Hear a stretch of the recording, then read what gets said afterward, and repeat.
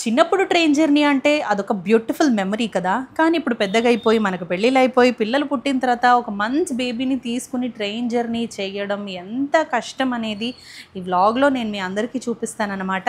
Hello అందరికీ. Welcome to my mini vlog. ఇవాళ నేను, మా బుడ్డోడు అండ్ మా హస్బెండ్ కలిసి విజయవాడ నుంచి హైదరాబాద్ వరకు Vande Bharat book చేసుకున్నామనమాట. First time మా బుడ్డోడితోటి ట్రైన్ జర్నీ. సో, విజయవాడ నుంచి స్టార్ట్ అయిపోయింది ట్రైన్ అయితే. అండ్ వందే భారత్ గురించి చెప్పాలి అంటే సింగిల్‌గా వెళ్తే ఆ సీట్స్, ఆ కంఫర్ట్ అంతా చాలా బావుంది. కానీ మేము చిన్న బేబీని అంటే 6 మంత్స్ బేబీని తీసుకొని వెళ్తున్నాం కాబట్టి కొంచెం కంజెస్టెడ్ అనిపించింది. వాడేమో ఆడుతూనే ఉన్నాడు వాడితోటి. వాడిని పట్టుకోలేక ఆ చిన్న సీట్‌లో కొంచెం కష్టమనే అనిపించింది. బట్ పట్టుకునే ఉండాల్సొచ్చింది. బట్ ట్రైన్ జర్నీ అయితే చాలా ఎంజాయ్ చేశాడు. వాడికి ఆ గ్లాస్ నుంచి ఒక పెద్ద స్క్రీన్ లాగా కనిపిస్తుందనమాట. సో, దాన్ని చూస్తూనే ఉండిపోయాడు. ఇంకా కాసేపు నేను, కాసేపు మా హస్బెండ్ అలా పట్టుకొని ఆడిస్తూనే ఉన్నాము.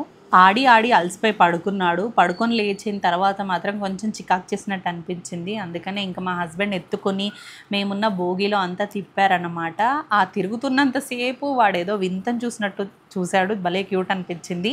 దాని తర్వాత లంచ్ వచ్చింది. లంచ్ వీడియో తీయలేకపోయాను. బట్ లంచ్ ఇస్ ఫైన్, బాగానే ఉంది. ఈలోపు సికింద్రాబాద్ వచ్చేసింది. అసలు టైమే తెలియలేదు ఎలా వచ్చామని. ఒకవేళ మీకు ఇలాంటి ఏదైనా ఎక్స్పీరియన్స్ ఉంటే కింద కమెంట్ చేసి నాకు చెప్పండి. అండ్ అలాగే మా ఛానల్ని లైక్, షేర్ అండ్ సబ్స్క్రైబ్ చేయండి. బాయ్.